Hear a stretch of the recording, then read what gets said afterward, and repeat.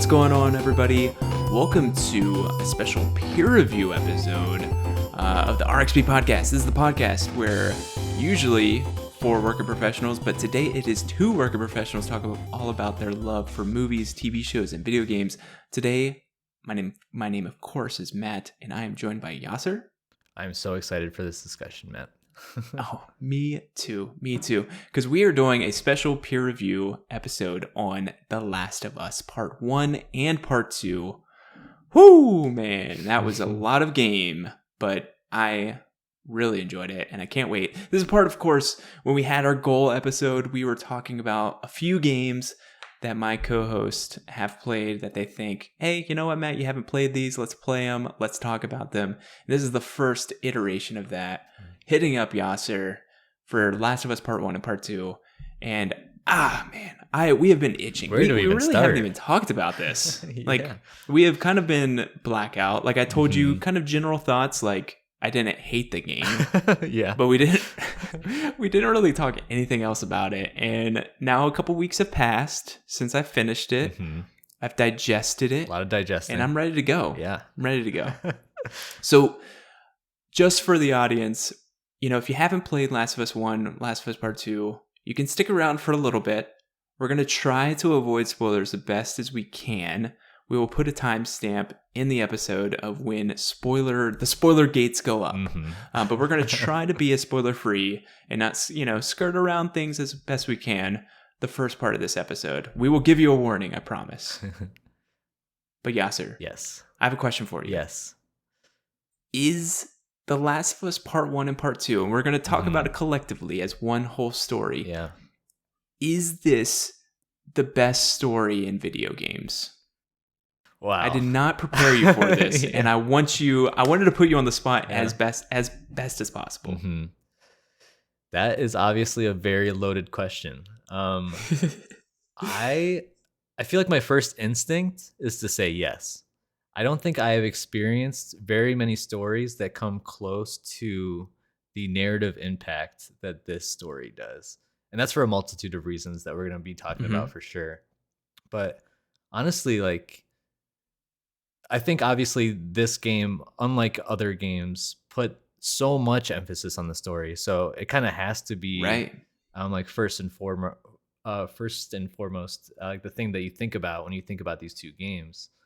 And I don't know, like, because of that and just how expertly done it was, I don't feel like another story really can take that crown. What do you think? Do you have, obviously you're asking me this, so you've thought about it a little bit. Are there games that you feel like come close? Do you feel like there's some games that are definitely right on par with Last of Us? What do you think? Mm-hmm. So here's the thing. Like, I've been blissfully unaware of all the discourse around these games. Now I am like, I go on the subreddits and I'm like, what is this? Like, it is this, like, the worst part of humanity is on these subreddits.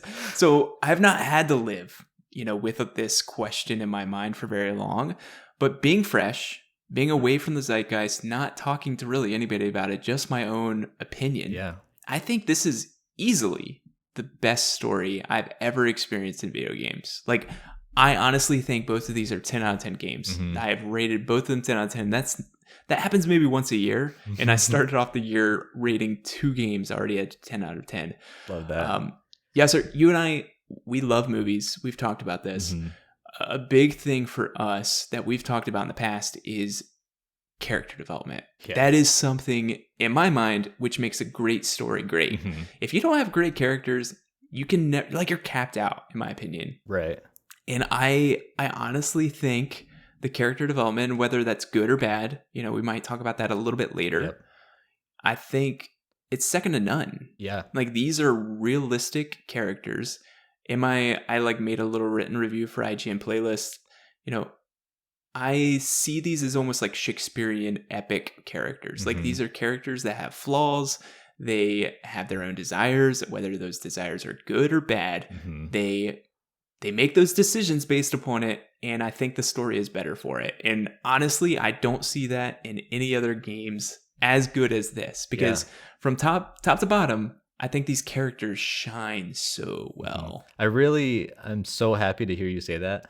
I feel like for me, hearing you say that is a pretty big deal because you play a lot of linear, like story narrative driven Yeah. games, more than I have at the very least. And I know there's a lot on my docket that I'm going to be getting to, hopefully this year and maybe in the upcoming years.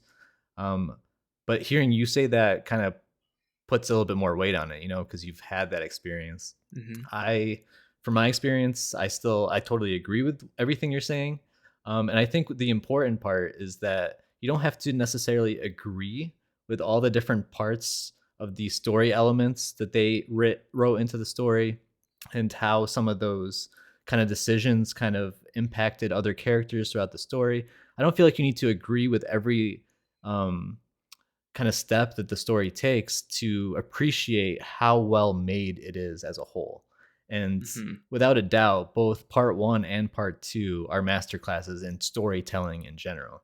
And that's something that I feel like I think I told you this early on, but it really had pushed video games forward as far as what you'd Hmm. expect out of a story in a video game after the first Last of Us. And that impact only got pushed forward with the second game. And as most people who have heard about the both of those two games know, like there's a lot of controversy behind them. But beyond that, it still pushed the video game industry forward as a whole because of how masterly they crafted these characters and also how they kind of weaved in so many different narratives within the gameplay where it never felt like you were going in and out of cutscenes, but rather it was just part of the experience as a whole. Hmm. Yeah, no, I completely agree. I think back at some of these other narrative games that have great single protagonists. Hmm. Like I think about God of War 2018, God of War Sure. Ragnarok. Yeah. I think the complexity of Kratos in those games is great. I think he is a great character because of it. He Hmm. goes through the highs and lows. But honestly, it's not just the main character that goes through the highs and lows. And it goes back to kind of what you're talking about. Like this is looking back at any good movie, the main protagonist may not always make the right decisions. You may be screaming at your TV, like, what are you doing? Yeah. But then when you think about it, like a good movie is you can back it behind it. Like, okay, that's what they would do. Like that Hmm. makes sense for their character. Yeah. And I honestly think that it plays into a lot of really good themes that, hopefully we'll touch on when we can talk really deep into the spoilers, Yeah. you know, of some of the themes of what this is really trying to tell us. I Hmm. think there's some overarching things that are really, really great. Yeah. But I want to focus more on kind of the non-spoiler things first. Hmm. So as far as going from Last of Us Part 1 to Last of Us Part 2, going back to 2019 when this came out, Yeah. right? Last of Us Part 2. Yep. Were you excited? Like, have you you had played Last of Us Part 1 before then? Were you excited for Part 2? Because for me, Uh-huh. I knew there was a Part 2 when playing Part 1. Yeah. What was kind of your mindset when Last of Us Part 2 was announced? So, as you know, I take quite a long time to play my single player games. And that is in full display right now because I'm replaying, as I mentioned in that Goal podcast, both of the part one and part two of this Mhm. story. And I still haven't finished part one, and you've finished both in that time. So I say that because I was actually just finishing up the story in the first game as Mhm. like the teasers were coming out and as Oh, the amazing. like new trailers were coming out. It's amazing in one sense because like I know that I'm going to be really interested in playing the sequel. I feel like I would have known that within the first half hour, but especially how far along I was, I knew like how much I enjoyed this game and how much I was looking forward to the next one. But the bad news of that circumstance was that I was actually trying to avoid trailers as much as possible because I don't want to know who's Oh, alive. got it. I don't want to know what the story elements are in the second game because that would kind of spoil what was coming for Mhm. the final act of the first game. And so it was kind of a nerve-wracking time because Mhm. there were state of plays where they'd be like, okay, Last of Us Part 2, you're ready. We're ready. We're going to give you a new trailer. And like, okay, well, I'm turning this off now. I'll come back in a couple minutes. But it was a really exciting time. And obviously, having played it during the zeitgeist, you feel that energy when it's first coming out. But honestly, these stories are so impactful that it's strong even without the zeitgeist. Where even right now, if you're Hmm. playing it and experiencing it like you did, um, they have such great impact that you kind of want to play that second game as soon as you finish the first one because of like all the things that they did right in the first game, and you want to see how that story kind of continues in the second one. And also to Hmm. make just a quick point about character development, and then also what you were saying with kind of yelling at the screen. You just don't do that without good character development, right? Like you are invested 100%. and immersed into a story, and that guides you or leads you into yelling at the TV when you don't agree with Hmm. something is because you feel so invested in the story and these characters that you don't want to see something silly happen for no Hmm. reason, or if you just don't agree with a decision, you're like, oh my gosh, I can't believe this is happening. But that just shows how immersive the entire story is as a whole. And it's just a sign of a good character. Yeah. Like that you have emotion, positive or Yeah. negative, based upon a character and their decisions. To Hmm. me, that just shows, okay, they did something right. Right. Like they Yeah. obviously did their homework and they made a character worth caring for. Yeah. So let me And oh, go ahead. Oh, so let me ask you though, because you're coming off this fairly recently and you're coming off it not knowing very much about the story at all, which is awesome. You had a couple things potentially spoiled, but um in general, like what were your overall thoughts coming into it in 2024, and how do you feel like it holds up with the other games that you've played more recently that have released? Yeah, so like I knew Last of Us Part 2 was going to be divisive. Yeah. I kind of came into it thinking something's going to happen or maybe multiple things are going to happen that Yeah. people just don't like. Yeah. And I almost had that kind of like a chip on my shoulder of like, all right, is this it? Like is this what people didn't like? Yeah. And I understand, like now I've gone back to the narrative and I'm like, "Oh, they didn't like this part." Hmm. Okay, but in my mind it did not take away from the thing. Like I Yeah. almost was preparing myself for the worst, Hmm. and I ended up coming out the other side thinking like, what's the what's the big deal? Yeah. I don't get it. I did watch Last of Us Part 1, the HBO series Also, with Pedro yeah. Pascal, and so I did kind of go through the first story kind of unscathed. I Yeah. will say, like, I knew exactly what was going to happen because it was such a direct one to one. You Yeah. know, there's True. certain things with Bill's Town that is very different in the Hmm. show, but that made me care more about that chapter in particular. Yeah. I will say, you know, there's some heightened emotions. Like, if you're thinking about the first episode, kind of what happens when it all goes down, Hmm. right? People are turning. There is a very emotional scene at the end of that first episode Yes, there is. among, you know, Joel and, you know, his kind of like loved ones. Hmm. At the end of that scene, like I knew what was happening in the game. I knew it was about to Yeah. happen. Like me and Maddie like teared up on the couch watching this episode. I get to this part in the episode, or sorry, part Game. in the Yeah. game. I know exactly what's going to happen. I still tear up. Yeah. Like it is crazy. Like it is just such a good story. It doesn't matter if I've seen it once or a Hmm. million times.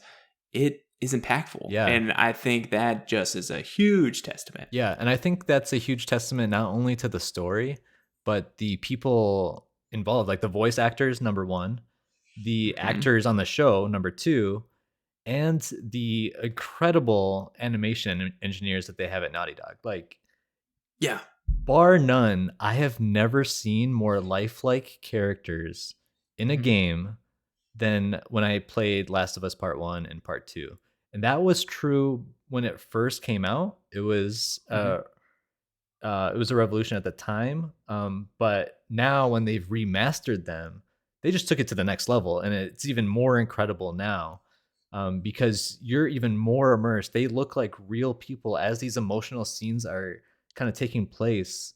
They're perfectly directed in the way that it Hmm. would just tear out your heartstrings at certain parts of the story, and it's incredible because you just don't see that kind of emotional like masterclass expertise in a video game very often. Obviously, it happens in a few other games as well, but nothing like this, in my opinion. The motion capture, so good. Yeah. I completely agree with you there. There's so many dialogueless scenes that happen in the game that the actors are able to express so much on their face, and it's crazy, like crazy technology. Do you think playing the original and now playing, starting to play the newest one that came out in 2022, the newest version of Last of Us Part 1, Yeah. do you think it's worth the price of admission? Are the difference graphically and otherwise? I actually don't even know what else other than graphics they polished up. Yeah. Is that worth the price of admission for someone who's just played the original in 2013? So the graphical overhaul that they did really is the entire game.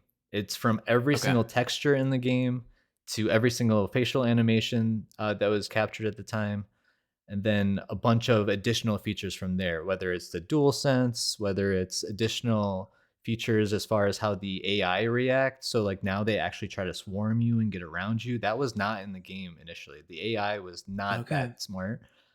So they actually put a lot of effort into it, to the sense that I would understand like a $40, $50 release, because that's practically an entire game that you're making. What I can't say makes sense, in my opinion, is a $70 release, only because when you're releasing a $70 game today, that includes the voice acting, that includes the story writing, and those are things that are already there, right? They're just taking it and putting it into this new package and branding it as a new game, which it is in a lot of respects, but it's not the full package that you would expect out of a new game, right? So that's why, in my opinion, it doesn't necessarily stand up to the $70 price tag. But when we got it for, I think, $40, I had no reservations at all. And I think it, as a new release, would have held up to a $50 price tag as well. But I get why they did it as like a business decision, because this is one of Sony's, in my opinion, marquee IPs. And so if you can get more bang for your buck out of that IP, I don't blame them. Yeah. I love some of the small details of this game. Like if you have your flashlight on for too long, like your flashlight starts to burn out. I love that. You literally have to take your DualSense and like smack it against your hand as like you're smacking a flashlight. That type of immersion is so cool. Like I'm sure there's probably some internet troll out there that's like, anti-gimmick. It's basically the Switch. Like, shut up. That's cool. Yeah. Like, no. Like this is excellent. I love this so much. But yeah, that AI, super smart. There's games that come out right now where the AI is just dead. Yeah, they're just standing there shooting at you. Yeah. What was the Deathloop? Deathloop was a great game. It's actually, I gave it a 10 out of 10 when it came out. It was my game of the year that year. I loved it. It was a fantastic roguelite. My one knock that almost put it down to a 9 for me is the AI was stupid. Sure. And it kind of had to be, because there's literally achievements where you have to clear everybody. Yeah. Like you have to kill every target and like have a perfect run. That would be impossible with the Last of Us AI because it's just too smart. Yeah. They flank you. It's just awful. Like it's awful in a great way. Like it's very realistic. Right. That being said though, if that's not your bag, the accessibility options in Last of Us Part 1 and Part 2, I understand why they kept winning awards for accessibility. Absolutely. Like, I always rooted against them because I was like, I don't know what that game is. I never played it. So I'm going to root for somebody else. Yeah. But no. Like the accessibility options, whether you have some sort of hearing impairment, some sort of sight impairment, if you just want an easier experience because it's such a narrative game and you want more of a story mode, you can do all that. Yeah. And nothing gets locked out. You get all the trophies. And I think that is so cool. Yeah. When accessibility doesn't mean it has to be an easy mode, but hey, maybe dual stick is not your thing. Like Jay, one of our best friends, right? One of our best calling gaming out Jay friends. Out of nowhere. Listen, he's just catching strays. Maybe that's something he would want, like a little bit of aim assist. Absolutely. That's not a big deal. Right. Like that just allows him to experience a great story. Yeah. And I love that. Yeah. I'm really glad you mentioned that because I think that goes along the lines of your previous question of, is this worth the $70 price tag? I think the work that they did on the accessibility of these two games also is a big deal that most people kind of forget when they talk about the remasters versus the original games. The original games did not have nearly as many accessibility features as Okay. these two remasters do. And I think part of that is just because of the times that we live in now, where accessibility is more in the forefront of a lot of the best developers' kind of game strategy when they're developing. Um, but obviously, like you said, Naughty Dog takes it to a whole new level. Like, they make accessibility a priority. And I think that is going to help a lot of people who couldn't experience it in the best way that they would have wanted the first time around to have a much better experience with the remasters, because you can make there's an accessibility option for just about everything, and it's awesome. Like you said, it really makes it so much more approachable to non-gamers, and that's really what Last of Us is a game that extends beyond just is this something you'd recommend for gamers? This is something I'd recommend to anybody who has access to a PlayStation or access to these games on PC, because these stories are so good that I would want anyone that I'm close to that doesn't game to experience them as well.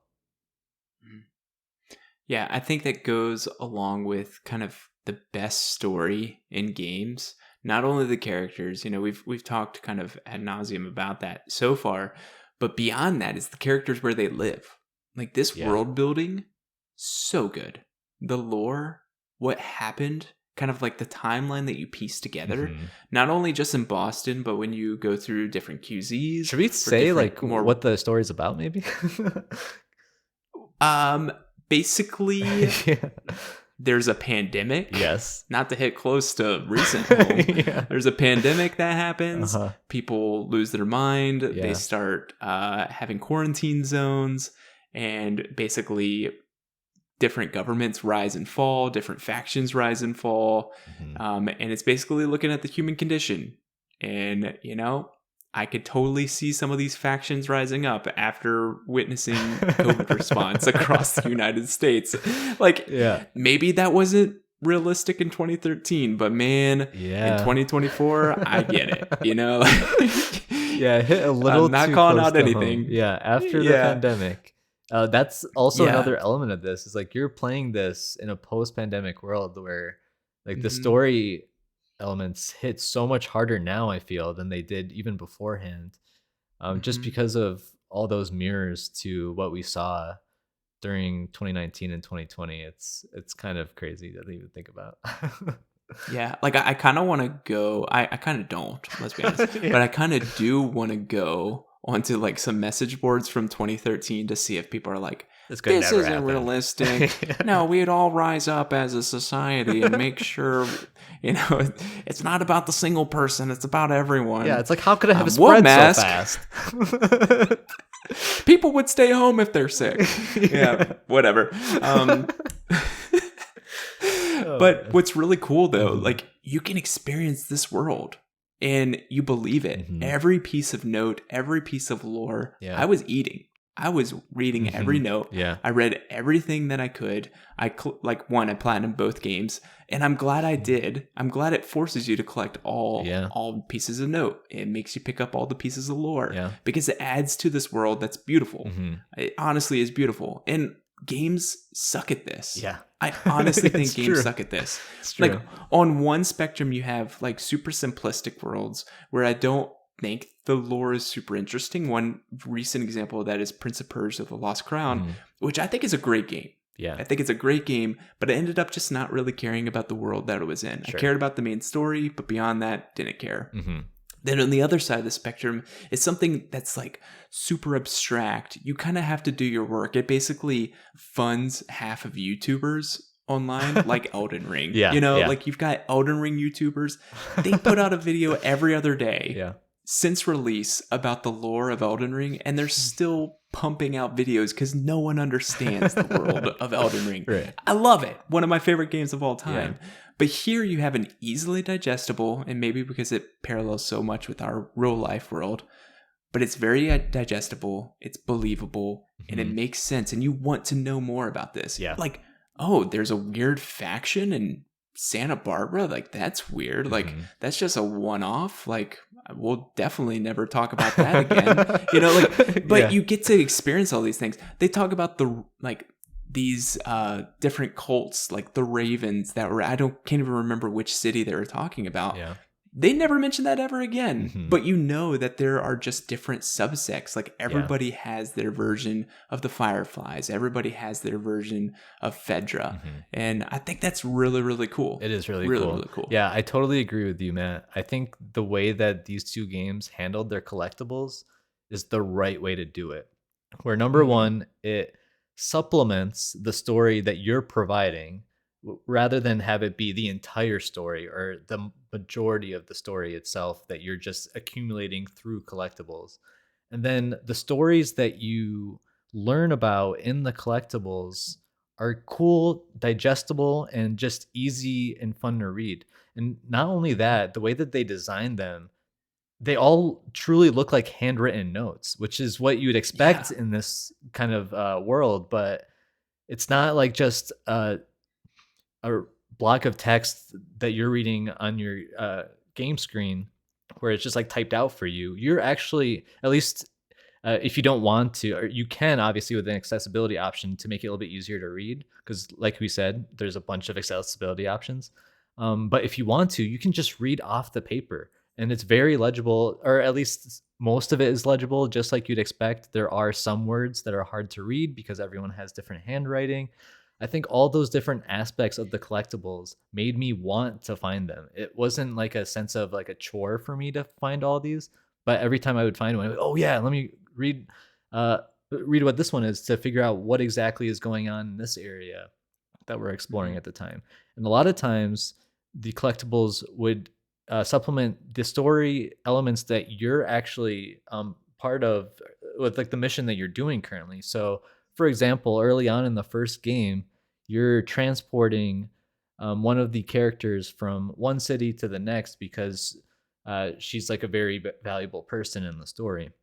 And you find these dead soldiers along the way, and they give you insight as to what their plans are to meet with this character so that they can deliver them safely. And they tell you the route that they're going to get to, but if they don't make it, then they have to go this way. It's just a really cool way to supplement the story without kind of just cutscenes left and right, if you know what I mean. Yeah.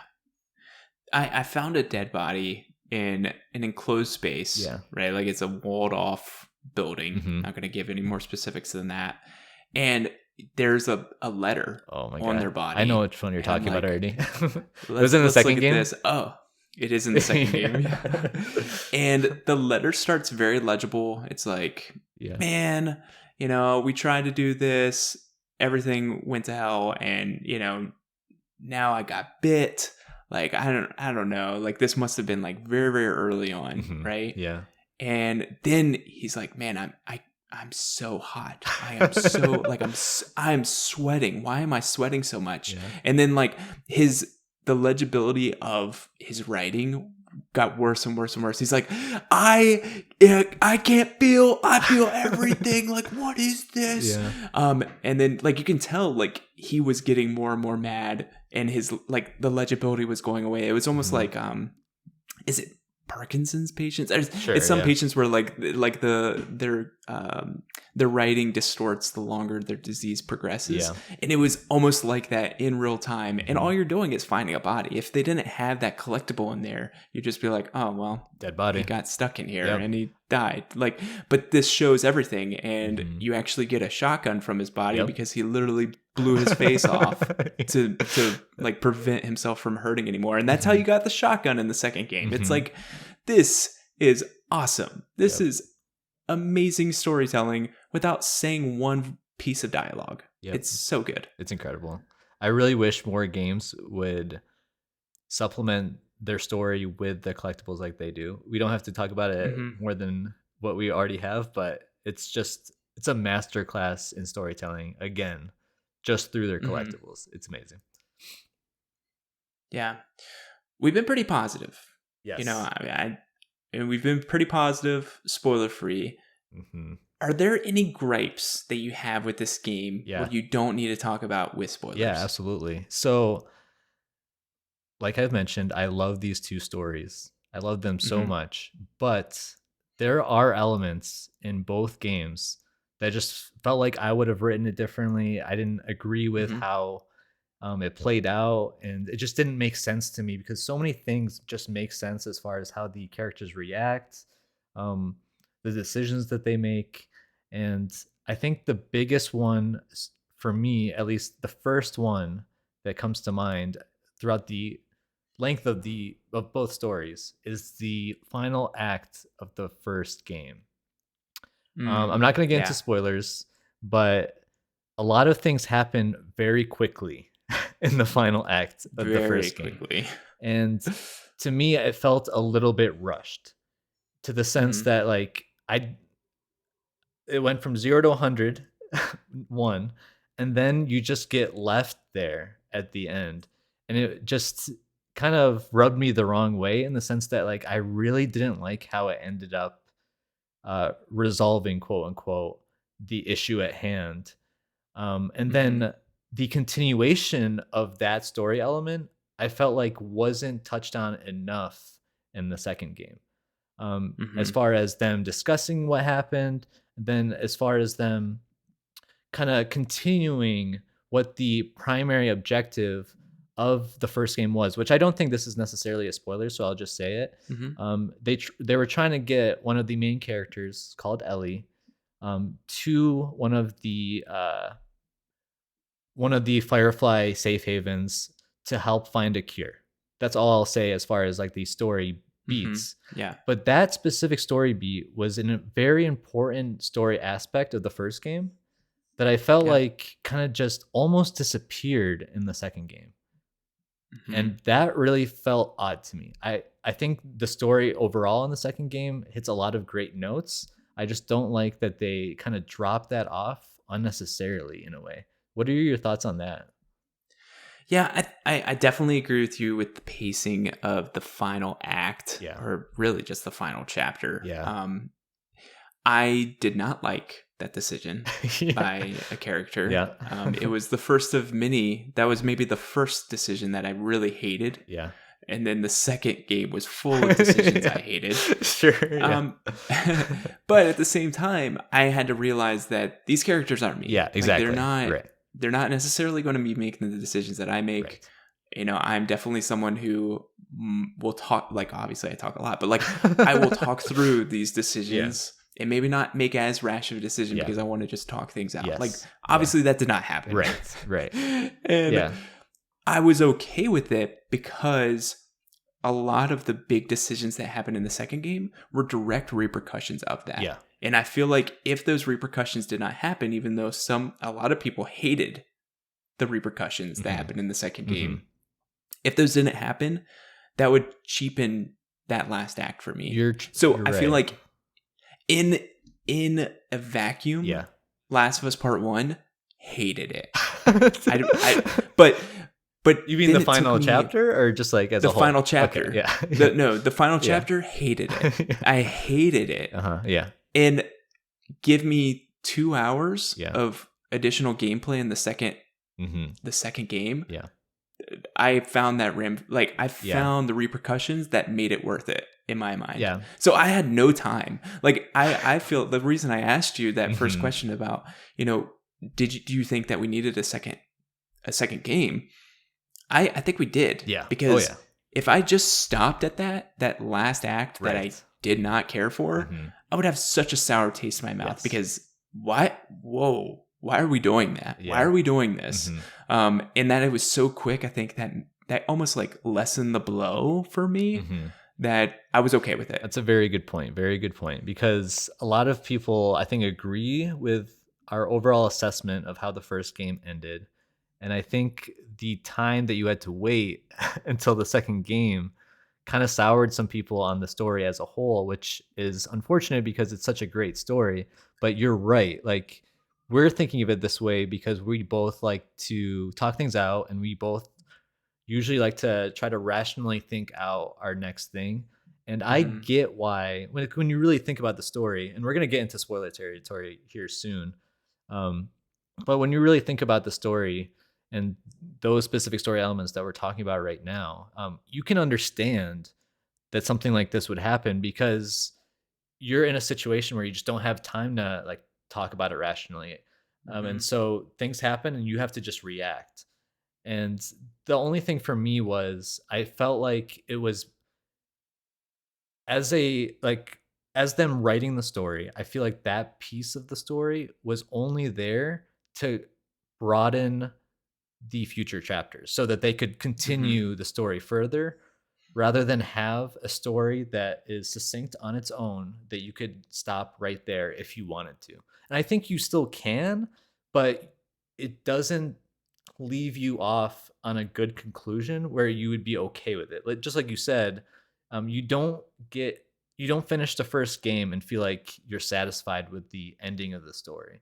And that's my main issue, is that the speed as to how it happened, I think, was directly so they could set up the next chapters. And that's unfortunate, but at the end of the day, we got another great game out of it. So I can accept it, and I can accept that that kind of stuff could happen. So it's not a huge deal. I mentioned this only so that we can kind of wrap up our spoiler-free territory here and ask you, as a whole, do you feel like these stories do a good job kind of fulfilling their mission of telling this really kind of succinct story? And do you feel like there needs to be a third chapter in this kind of story arc? So are we staying spoiler free, or are we going into spoiler? This will be the last spoiler free, and then we're just going full blown spoilers. Full on. Yeah, because I want to make sure that you can recommend it to someone who hasn't played it yet. Yeah, I think that both of these stories together, I see this as one story, and I am okay with it ending here. I don't think it will end here. I think that maybe part of the story will end, and I'm happy that that will end. Sure. But I think that other characters that are introduced, particularly in the second game, I feel like that might be an area to look into. Yes. So as far as like, is this an effective story? I think, yeah, absolutely. I think we needed both parts to make it an effective story, because going back to your point, their purpose was to find a cure. Yes. I guess this is a spoiler, but it really isn't. Right, yeah. It's very minor. Didn't end. It did not end in a cure. Like, there's a second game, right? Okay, that's minor spoiler territory. Yeah. Right, but you know what I mean? Like, there's a second game. Yeah. So Sure. Yeah, that's fair. I feel like mini games, though, they have a main objective, and at the end of the game, you're going to fulfill that main objective, and the main objective was not fulfilled. Like, other things happened. Yeah. And I think that left me feeling a little bit empty, but that emptiness got filled immediately because I went into The Last of Us Part 2. So I feel like for a majority of those things, the premise of the story, I think, was effective. I do not think that we need a third story or a third part to make it more effective. I think it now, if it wants to branch off and go into a different part of the world or what have you, or follow different people, perfect. I'm for it. But I don't think it necessarily needs to be part 3.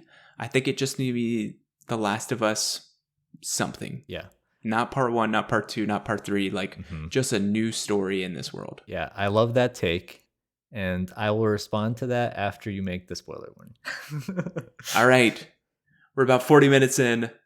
This is your warning. Our last thoughts. I, of course, would recommend this. Non-spoilery. You can hear our spoiler effects after this little barrier. Yasser, I'm assuming you would also recommend this experience? I would absolutely. Of course. This was my recommended experience for you for this year. True. So it goes without saying. True. It goes without saying. All right. You've been warned. Spoilers are happening. Boom. Okay. Joel's dead, everybody. You just did not give anyone any time to pause at that point. You just hope that they pause by now. Okay. Yeah.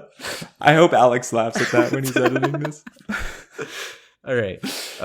So I want to answer or kind of respond to what you said about the fact that it doesn't necessarily need a third game. That was so tough to answer It is without a tough. spoilers. Just It letting you know. is, yeah, and it's a tough question to answer in general. I think for the story, because there's so many different interweaving elements at this point after the second game concluded, right? Hmm. Yeah. Um, and there are a lot of different feelings that you can have for a lot of different characters. And for me, one of the strongest feelings that I have after finishing the second game, which obviously like we're jumping a lot at this point, we're going all the way to the end of the story, but I feel like it's worth mentioning just to talk about that question that I gave you. My overall sentiment was I really didn't like Ellie's character by the end of the second story. And Yeah. that's not to say that I don't like love Ellie as a person and as a character in general, but she made a lot of mistakes in the second game. I think that Hmm. goes without saying. And she continued to double down on these mistakes. Hmm. So we're spoiler territory at this point. She is on revenge this entire game Yeah. in the Hmm. second story, especially after Joel dies. Obviously, that's the main revenge point that she's trying to kind of redeem or get justice for. And so many different people in her life tried to guide her to a better trajectory, telling her like, "Hey, there's a reason why Joel got attacked the way he did," and whatever person tried to guide her, she just would always turn away from. Even at the end of the game, when Dina begged her not to go, and she just straight up left Oh, that Dina killed me. and her baby to be by herself while she goes out for redemption again. And that just killed me. Like you said, that just like really tore me apart. And the fact that she didn't even get justice at the end after all the mistakes that she made it almost worse for me. I almost Yeah. would have just wanted her to do it. Like I get that it would have sucked to have Abby die like that, but hey, this was the whole story and where we were going, and then she didn't even accomplish it. So what did we even accomplish at all? And obviously you can say like the lessons you learn along the way, and like she's obviously a different person now than she was when she first Hmm. started. But I am just so over Ellie at this point. I hate to say it Yeah. because I loved Same. Ellie so much throughout this story, and I always rooted for her in a lot of different scenarios. But I just couldn't root for her anymore. I was just over it, and I didn't want anything to do with Ellie. And what's really interesting about that, and I'm gonna let you respond soon. Sorry, um, You're good. but I feel like a lot of people that had like the backlash of the second game might be on the other end of this, where they are more on Ellie's side completely and do not like what Abby did. And so that's really the bulk of the controversy behind the second game is like which side are you on? And I think that's really Hmm. unfortunate because I don't think either of them are wrong in what they did. But to me personally, I thought I was over Ellie and her story and I was ready to move on to other characters if we were to see this story again. I would love to see what Tommy was doing. I'd love to see Hmm. other elements of Abby, maybe before or after the events. But seeing Ellie again, I felt like was not necessary, especially if Joel's not going to be there. And there's so much more to discuss, but Yeah. at least No, starting there, how do you feel about all that? I'm with you. Yeah. I'm with you.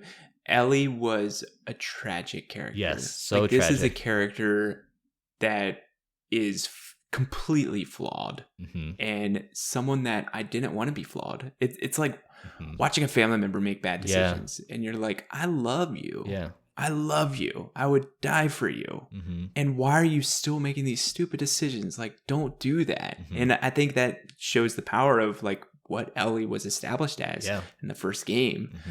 But when we were fighting hand to hand with Abby Oh my. at the end of Yeah. the second It's game, like don't make me do this. like don't make me do this. Yeah. I'm like beaving wobbing, you know, like, don't hit me, don't hit me. You know, I'm dodging as much as I can. Yeah. I'm just like, I don't want, like, maybe if I wait it out, maybe there's a secret timer, maybe there's a way for both of us to live Yeah. because I didn't want to kill Abby. Mhm. Abby, I hated Abby at the Mhm. beginning. She literally beat the crap out of Joel, Yeah. killed him with a golf club. Yeah. And at the end of the game, Yeah. like her character development, I'm like, I don't want to kill her. Mhm. I don't want to kill her. Like Yeah. I want to spare her. I'm almost like, kill me. Like I'm Yeah. trying to lose this at the end. Yeah. I'm like, Abby, kill Just me. do Kill it. me. Yeah. Just do it. Take Lev and get out of here. Just kill me. Like that is the power of a character Yeah. that you hate at the beginning and you see development. Mhm. And I think the cool part about this that, there's a couple themes, right? That I kind of hinted at the beginning. Yeah. One theme is kind of person's perspective is way different than you think it Yeah. is. Like seeing Abby at the beginning, she looks one-dimensional. Mhm. But then halfway through the game, then you playing as Abby, Mhm. you see the perspective. You see the perspective of Scars. You see the perspective from Lev. You see the perspective from all these other characters along the way. Mhm. And it makes you realize you guys are all humans. Like you all deal with things differently, but in about the same way. Yeah. But the bigger theme is kind of this obsession, like what obsession does to the rest of your life. Yeah. And this could be Ellie, who literally gave up Dina and JJ, poor cute little JJ, like one of the cutest babies in a video game. Like giving all that up Mhm. because she just has to. Like she's obsessed with killing Abby. Like she is obsessed with it. And you see what that does to other characters. Tommy, was married to Maria. Now they're kind of like divorced. And you could just see he's obsessed with finding leads, with finding Abby to kill her. And just this obsession that takes over your life. And I think Abby and Ellie, and I promise I'll let you respond after this. Abby and Ellie, in my mind, are on the same path, but on different parts of the road. Yes. Like Abby worked through her revenge and she found that what was at the end of it was empty and shallow. And towards the game when you're actually playing as her, like you are showing what happens after it. Like there's tons of guilt. Yep. Her relationship with Owen is on the rocks because her obsession destroyed that.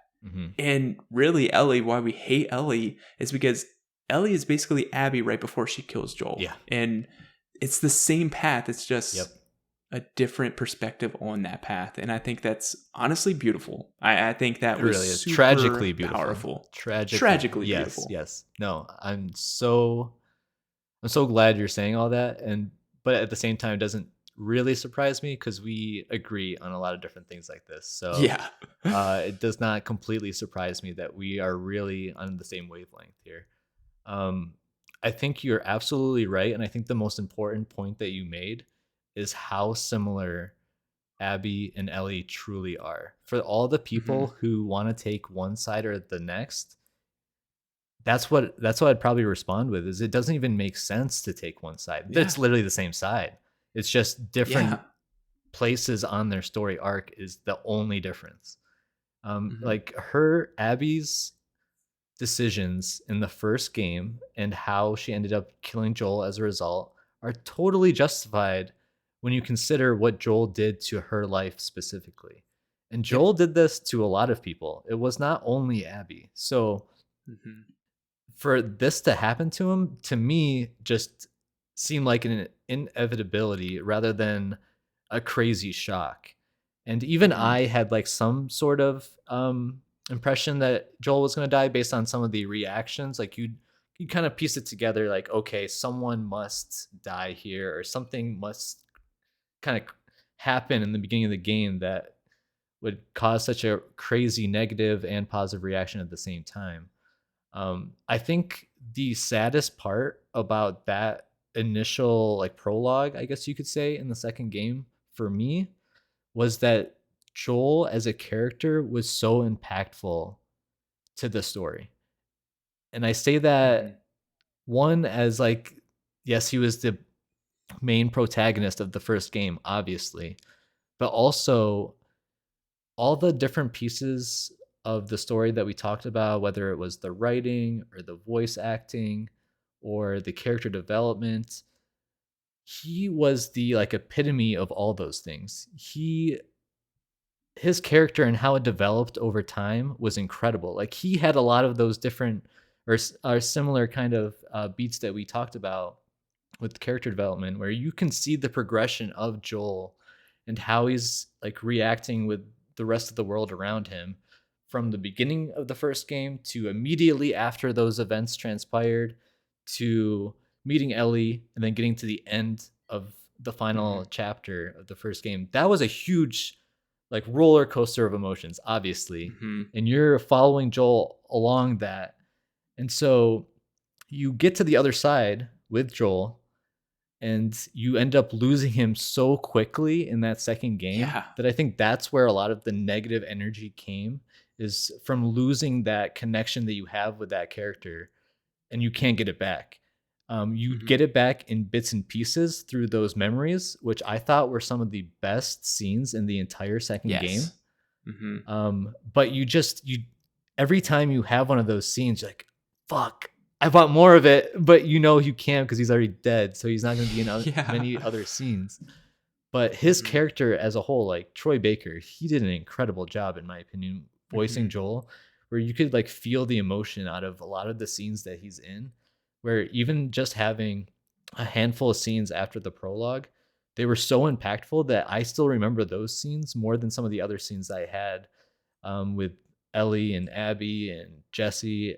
Obviously, there were so many strong scenes throughout the second game, but I remember those Joel ones so much just because of such a great performance um, via Troy and just the writing in general of that character that it sticks with me. I think that is the key to another reason why I think this is one of the best stories Yeah. in gaming. Because if they killed off Joel and then never showed him again, like if they just didn't have any of those flashbacks, Mm-hmm. there would be such a loss there. Yeah. There would be a pit in the story. But every time that Joel came on the screen, I was glued. I was ready because I wanted to see kind of what transpired because obviously, you know, you're meeting them 4 years after the first game Mm-hmm. and they're a little distant. There's some animosity there. You don't know that she knows. Mm-hmm. And you learn through the story, bits and pieces. Yeah, you know, she goes back to Salt Lake City. She goes to that hospital. She finds out what happened and she's furious and we're done. We're done. Mm-hmm. And then She was furious just like at we were at the end of the first game. Yeah. exactly, Yeah. exactly. And that's what I needed. I Mhm. needed him Right. to be shamed. Right. I needed him to be shamed by her Mhm. and know that this was not right. Yeah. And then it's heartbreak of that. Wow, that's the last thing. Really, like any of this is the last thing she ever said to him. Yep. And then you find out later, you know, they did say, you know, I don't know if I can forgive you, but I'm willing to try. Like that line killed me. Mhm. It absolutely killed me. And when she's about to kill Abby in the scene, she thinks back to Joel in that moment of, you know what? I don't know if I can forgive you, but I'm willing to try. And she does that and applies that to Abby. Mhm. And I think that's awesome. Like, I think that just wrapped it up in a bow, you know, Mhm. that made this story Yeah. just a masterpiece. Yeah. It's truly a masterclass in storytelling where you can have such negative emotions towards the character, but you still want to root for all the different sides because you can understand where they're coming from no matter what side that they're on. Mhm. And there's so many mirrors between all the different characters, especially the main characters. Joel, Ellie, and Abby. They're all so interconnected and a lot of their story beats are the same. You just have to think about it from their individual perspectives and then you see it pretty clearly in my opinion. Mhm. Um, but it really is just so difficult to lose Joel that early. And Yeah. so I get it. I get why people were furious, and I don't understand their reactions in the sense that like, you know, threats to developers and everything. That just doesn't make any sense, obviously. No. But you can No, get why there's such strong emotion towards just a story that isn't real, fictional characters, but you understand it in the sense that they were just so masterly crafted that to have that kind of response isn't entirely crazy, right? Mhm. Yeah. No, I think I it just shows like the power of like a brooding hero. We almost wanted to make him be that hero that we would envision ourselves to be, right? Yeah. And I feel like at the end of the game, he shows his true colors. Like he's not a good guy. Like he's an anti-hero at best. Right. And I think people just really connected with him, and maybe, you know, they see themselves as more complicated heroes, kind of like him. And taking that away did not help a lot of people. A lot of people hated it. But I think it was honestly necessary. If we went through part two with Joel still intact, I feel like it would lessen his decisions that he made. Sure. And I feel like going back to the motion capture that Troy Baker had when he's literally getting beat to death, like it was almost like I knew this was coming. Yeah. I knew like this would accepted come it. back to me Yeah. eventually. Exactly. And like he didn't say a word, and that was also heartbreaking that he didn't get to say anything to Ellie as she's watching him get beat to death. Yeah. But he just understands. Yeah, there's a resignation there for sure. Yeah. Yeah. Yeah. And I think that's awesome. Like that all to me put a bow and made me okay with part one. Yeah, no, I totally agree. But see, this is where I go back to what I didn't like about the final act of the first game, where it was just so quickly, there was no discussion from the like physician who decided we just got to kill Ellie. You know, like that was very rash, and I just wouldn't have expected that so quickly after they got there to have immediately noticed that this is the complication and this is what we're going to do. We're just going to kill her. And so it just felt rash, and it felt like it was just there to progress the story. And initially when it happened, I was like, okay, I don't like this. I don't like how it ended. But then when you give it the time that it needs, kind of like what you were saying before, you can accept that this could happen.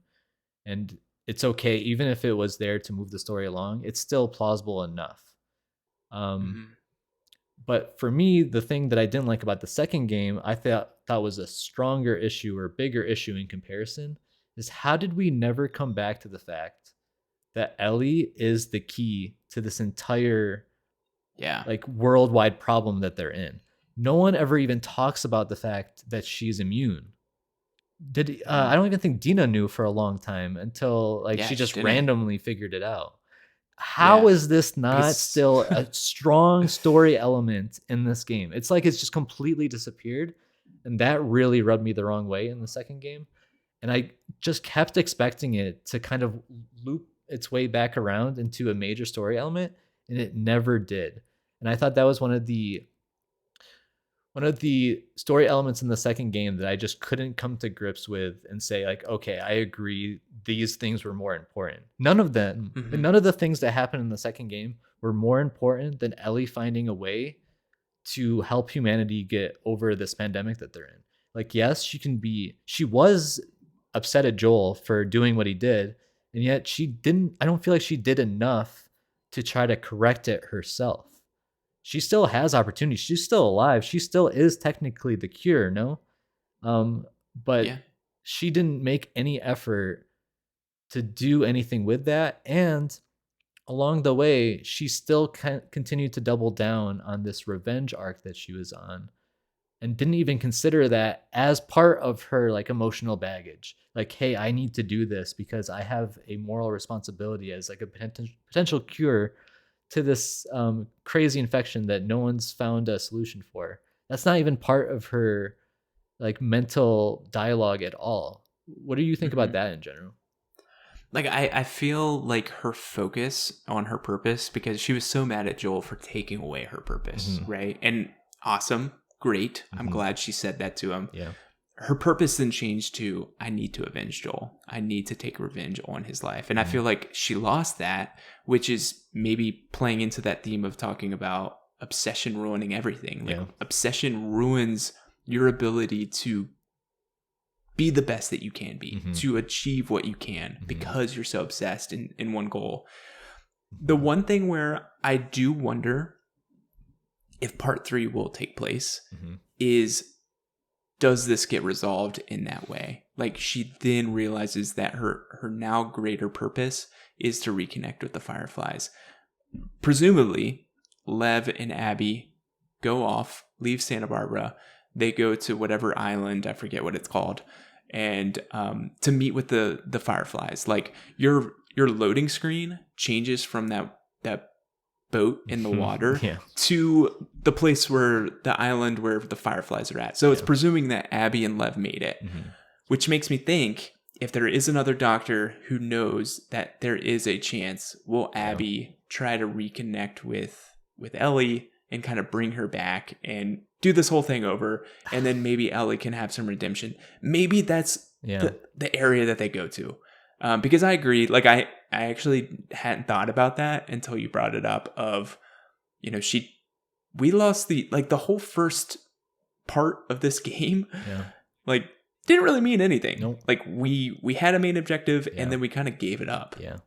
And we never picked up that torch. So I agree with you. I just never even thought about it until now. Man, it frustrated me so much throughout the game because that's all I could think about. Because I was expecting this game to be a direct continuation of that story, and that was such a huge, obviously, story element in the first game. The fact that it didn't get brought up very much at all was just mind-boggling to me. That seemed like a serious omission from like a writing perspective for something so important.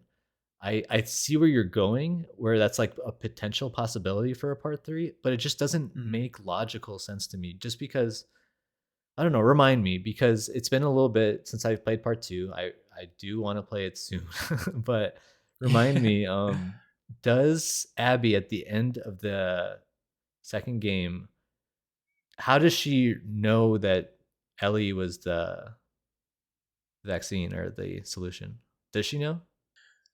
I don't know. Like I know that she realized that there's somebody that's here. Like the girl is here. The fireflies knew they were coming, and then they never showed up, and they just presumed that they died. Yeah. But then when they were in that kind of like zoo outside the hospital, when her dad got the message from Owen, hey, they're here. Yeah.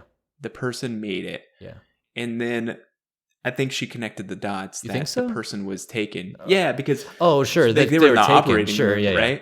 But did she connect the dots that she was like some sort of cure?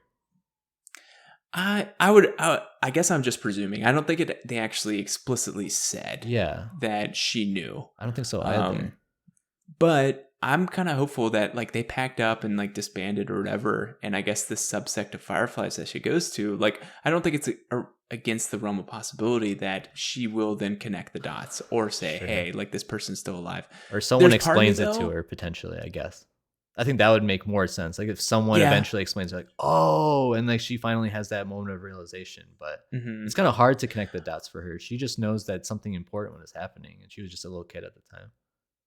I do worry of there being a part 3 because I feel like if Ellie and Abby ever see each other again, it cheapens the end of this I agree. game. They shouldn't see each other again. I agree. Honestly, when they saw each other the second time, when she went for like revenge, it was like the most frustrating thing. When we played Ellie going to Santa Barbara, like it's like, what are we doing here? Slowed down. Like it was like snail pace, and I didn't want to fight anybody anymore. I just wanted to see what happened at the end of this game and finish it along. I do think the pacing struggled in the end of the second game. But I was like, why are you doing this? Why are you seeing her? Like it ended well. It ended fine. And then before they did, before when they're that, on the farm, then they did, they like punch it out, whatever. And then Abby leaves. And now I feel like they shouldn't see each other ever again. Like I do think that what's done is done. And I don't know how you approach that, because what would you rather be? Would you rather like the ending of the second one then be cheapened? No. With the third game to get that redemption arc for Ellie? I don't know. Like it's so tricky. And I don't know if Neil Druckmann knows what he's doing with that third part yet. If there is a third part. I'd rather, honestly, show me the UK response. I'm sure there's other experiences that happen. Yeah. And like the Ellie can't be the only one immune. Like maybe there is another option. I don't know. It's tough, to say the least. I agree with you. I don't think it makes a lot of sense for them to see each other again. And that's why I still fully support of just not seeing Ellie anymore. I wanted a certain story in the second game that just never happened, as far as like the continuation of her trying to help find a cure. That never happened. And I feel like at this point, it's over. You can't go back to it because you've gone so long This was a pretty long story in part 2, and you don't even bring it up as like a major topic. So to me, it's like you can't go back. You've already gone through this far.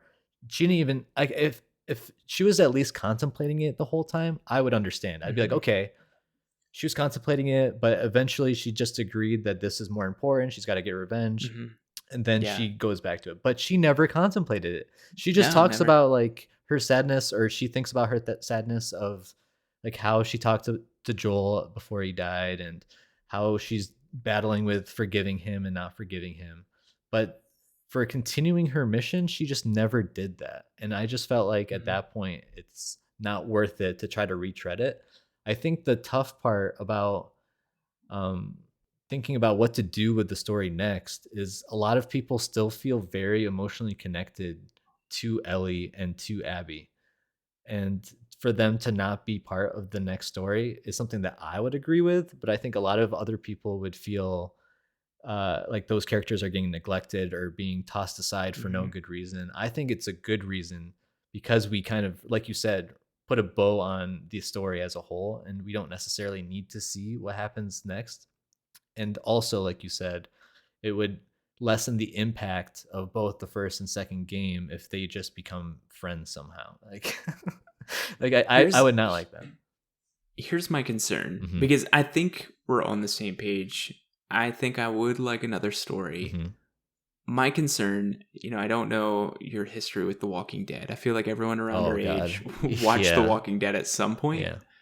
The original series, great. Like Couple up to, seasons, I don't yeah, know, yeah, season 4 or 5. yeah. I thought it was excellent. Sure. Season 6, I don't know. I don't know when Negan was introduced, but then I was like in it. Like that was good stuff. Sure. Maybe right after Negan, it dropped off a little bit. But then they started doing Fear the Walking Dead, where they looked at the West Coast, Hmm. maybe some interconnecting, maybe some Easter eggs in that world. And man, I Just don't didn't know hit if the it same, right? diluted the experience. It Yeah, just didn't feel the same. yeah, So my concern is if they do The Last of Us UK or The Last of Us Australia, like, yeah, I don't know, The Last of Us whatever. yeah.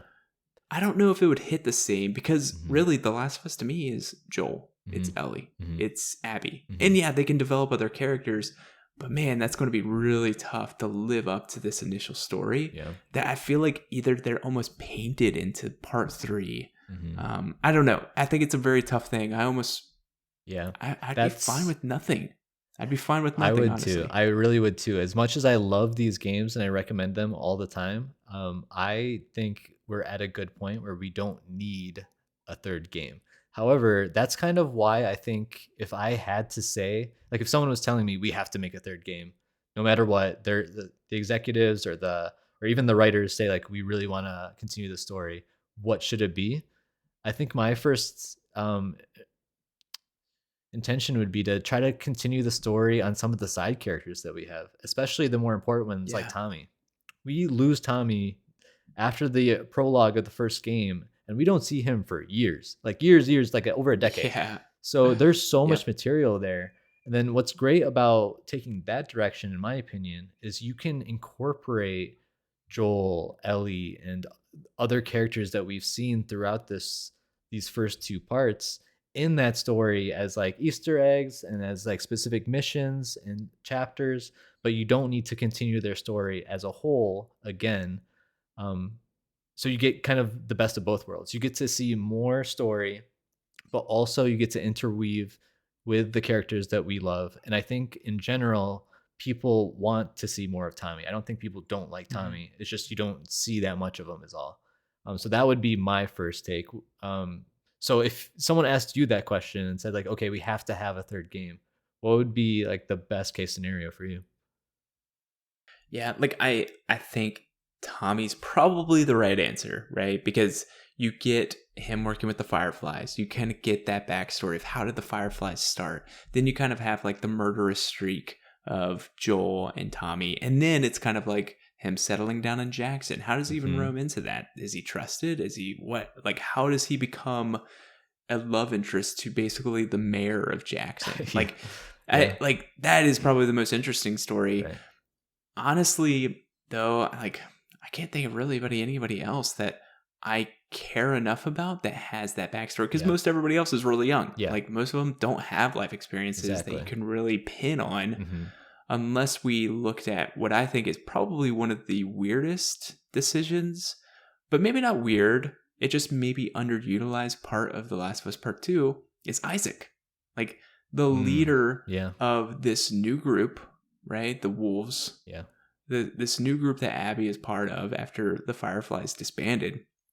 He is creepy and he's ominous Yeah. and he is torturing people. Yeah. And you just know that he's a bad guy. Like, you know, when you're talking to him and you're like on his side, that something's not right with this guy. Then he like unceremoniously gets shot. I don't know if he dies. I guess he's presumed dead. Mm-hmm. But there's so much to that backstory, which does add a lot of depth of like the lore Mm-hmm. and kind of like the intrigue of it. But man, I would love to see, how does he rise up to power? You know, how does the Wolves get started? The Wolves versus the Scars and that kind of like territorial civil war. Mm-hmm. I want to know about the Seattle QZ. Mm-hmm. Like, that is some interesting stuff. Yeah. And I think we got glimpses of that. And I don't know if it necessarily has to be Isaac, but maybe that he had a companion that, you know, he loved, and you can follow that companion. Then maybe something happened, so that's why he hates the Scars and he needs to kind of conquer. Like, I like it. There's so much that you can speculate. For sure. And I feel like they've made this world, it would be a shame to go away from it in a way. Mm-hmm. But man, this is a tough task. Yeah. I'm glad it's not my job, because whatever's next is going to be, that microscope. Yeah, exactly. I totally agree with you in the sense that there's so many different stories that they could follow that it seems like it's an easy decision to continue the story. But the tough part is you have to pick a story, in my opinion, that will interweave everyone's favorite characters as much as possible. Because like you said, in a lot of different spin-offs that we've had over the years, whether it's Game of Thrones, Walking Dead, whatever the case might be, even some games, I'm pretty sure I've done this.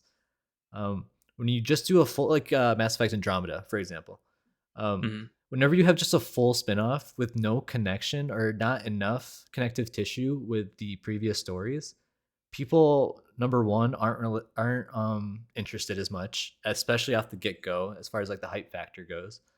And then the second part is like you just said at the end, they're going to have this huge microscope on all the characters, and they're going to say everything about how much this character isn't as good as Ellie, and how could this be the protagonist, and whatnot, and what have you. That is just too difficult to overcome, in my opinion. Like, I wouldn't risk it, because this is such a good IP. It would be a shame, like you said, to kind of throw it away in a different aspect of you release a different game that people just don't connect with. Because it's really tough. It's really tough to make a good story that people really relate to and really get emotionally invested in. And it's hard to kind of have lightning strike twice sometimes. So in my opinion, I think try to play a little bit more safe. Neil Druckmann has mentioned he has a story for Tommy. He just doesn't know how he's going to tell it. Is it going to be a season on the show? Is it going to be a DLC in a game? Or is it going to be the sequel? He doesn't know, but he has a story for Tommy. And I think, like, as soon as I heard that, I was like, yes, do that. That makes the most sense if you're gonna continue The Last of Us.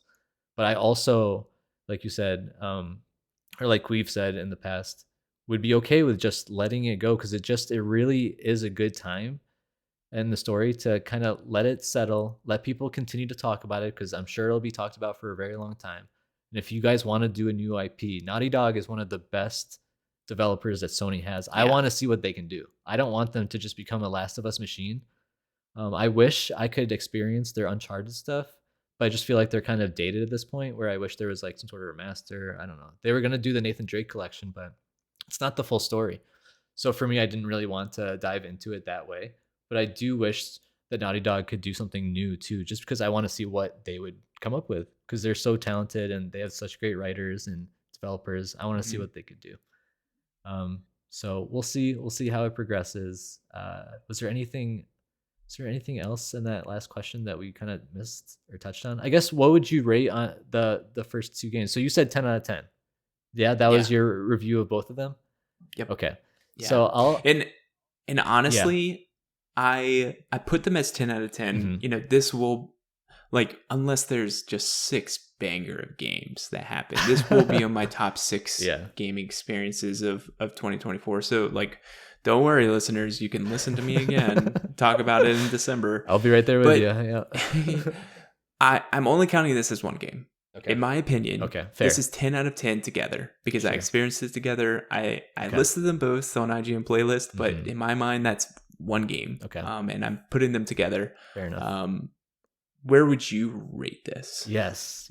So, as a game that I recommend all the time, obviously you would expect that they're going to be very highly rated, and they are. Spoiler alert. I think these are both incredible games, and they're some of the best games I've ever played ever. Um, Obviously, I think of them as 2 separate games because I didn't play them immediately Right. back to back. Yep. Even when part 2 came out, I didn't immediately play it, and it's mainly because, one, I take my time with linear story games in general, but number 2, I kind of felt like I needed the time after the first game to kind of just like step away from it, especially after how it ended, just to like have that settle in, and then I can go on to the next game. But I knew I was going to play it because I loved the Yeah. story and the characters.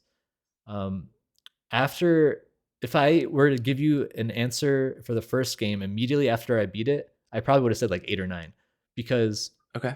a story related game, obviously when you're rating it, you're gonna take the story beats into consideration, and say like, okay, well, this is a story related game. There are pieces of the story I really didn't like, or at least a piece, so it can't be 10 out of 10. But after I had more time with it and I thought about it, like, in a lot of ways, it did make sense what they did with the first game. No matter how much you might disagree with what a character did or just how they wrote it, I think overall it made sense to the point where I think I can still give that a 10 out of 10, 100%. I don't feel Okay. any regret in being able to do that. Second game, I feel like is more difficult for me. I can't give that a 10 out of 10, even though I think I enjoyed it just as much as you did, to the Mm-hmm. point where I want to give it a 10 out of 10 because it was such an emotional experience, and it takes you on this crazy ride. But there are a lot of different story pieces, their story elements that I feel like could have been done better. And I think there's been some rumors about like how or why certain things happened. For example, you know that time when you're as Abby and you're with Lev and you're going through the island and things just like Uh-huh. start blowing up and like everything's on fire? That piece Yeah. of the story I felt like was so rushed. You didn't really get to see what the scars were. I was really Yeah. excited for that. Like, Mm-hmm. I wanted to see more about the scars, learn more about them, because we just, like Mm-hmm. you said, with a lot of different characters on this, you just see them as a bad guy and you don't really get to Mm-hmm. see enough about the backstory. And whenever you do, you get to like really understand their perspective and you get to understand them more as human beings. And we didn't really get to do that with the scars. We kind of got that with Lev and her family, but not enough. I wanted more. And from what I've heard, some pieces of the story kind of got cut off only due to length, and I kind of get it, right? Like, it's a really long story in Yeah. general, right? Mm-hmm. Um, but that to me is a missed opportunity. And from between that and a lot of the other pacing issues that we have in the second game that we've already talked about, with some of the emotional baggage that I have with the story not continuing the way I expected it to in the second game, I can't give it a 10. I just can't do it. I think it's a 9. Mm-hmm. Um, Okay. but it's such a good game. It's such a good story. I will always recommend it no matter what. It's just there was to me just so many missed opportunities that I wish we could have experienced. That's why I say it's a 9, only in the sense that I wanted more, not that it wasn't good enough, if that makes sense. Yeah. No, I get you 100%. Mm-hmm. I think I saw the deepest growth and change in character development. So I think Yeah, I it's probably true. prefer The Last of Us Part 2 just because of that. I actually have it like That's a such a good point, though. IGN playlist because I couldn't remember which I put before. And I Sure. did put Last of Us Part 2 ahead of Last of Us Part 1. Sure. But you're right. The pacing is kind of all over the place in the last, like, I would say the last third Yeah, of the game. exactly. Yep. It's very all over the place. I wish we could cut Santa Barbara in half and put that on Scars. Yeah. Like, I completely agree with you. I think Mhm. I would have cut a lot of that extra portion because at the end of the game, I really don't want to play as Ellie. Like, I really don't Yeah. want to fight as Ellie. Uh-huh. You know, like, I don't want to want to find collectibles. Like I just want to finish. Like I just want to finish this game. And you don't want that feeling at the end of a video game, right? Yeah. So I do think it kind of soured it a little bit. Yeah. But so I get what you're saying, but I think for me, I probably would rank it Last of Us Part 2, then Last of Us Part 1. That is very fair. You're right. A lot of the things that they do in Part 2 are better than Part 1, which is crazy to say because of how well made Part 1 was. But you're right. A lot of the story elements were deeper. They're better character, like back and forth. You get to see two different perspectives, which you don't get to see very much. I don't think you do that at all in Part 1, right? No. So yeah, they advanced the gameplay and the story in a lot of different ways that you could argue is better than they did in Part 1, and you'd be totally right in saying that. So I think we're both right. It's just there are some things that they left on the table that I wish they didn't in Part 2. So that's kind of why I give Last of Us Part 1 the edge, just because it was the more complete package that didn't leave as much on the table at the time. But both such great games. Incredible. Great games. Honestly, my favorite story in video games. I'm so glad you finally played it. I was so happy. I doubt and that will excited change for this discussion only because of that. Yeah. Like I hope I have another 10 out of 10 game that I play this year. I absolutely. hope. But in my mind, out of the games that have that potential that I know I'm going to play, you know, whether that's Final Fantasy Rebirth that comes out soon or Rise of the Ronin, like any of these games, we're not finding narrative games in those. Like those are not going to be narrative masterpieces in my mind. And so nothing's going to touch Last of Us, I think, this year. Now, overall experience, maybe. Exactly. But man, this story, just so good. And I'm so happy that they chose this to be an HBO series because, you know, Maddie's not a gamer. Yeah. She would never play Last of Us Part 2. Never. Never play Last of Us Part 1. Yeah. She loved the first season. And I've talked to so many non-gamers since that released that are so down for it. And so I can't wait. One, I'm a little bit nervous to have her watch this because I think it's going to be like awful in a lot of sense. But, you know, I think it's going to be good. I can't wait for her to experience it because it honestly is my favorite story I've experienced in gaming. And I think with that, we're done. We good? Yeah, we're I think we're good. That was a long episode for one peer review, but it was 2 games in our defense. That was 2 games. Yep. Sorry, Alex. That has been another peer review, Last of Us Part 1 and Part 2. I've been Matt. That is Yasser. We fully recommend both of these games. And if not, you know, you're not into games, hey, there's a great HBO series, Pedro Pascal, Bella Ramsey. Perfect season. Really, really enjoyed it. Go check them out. Let us know how you feel.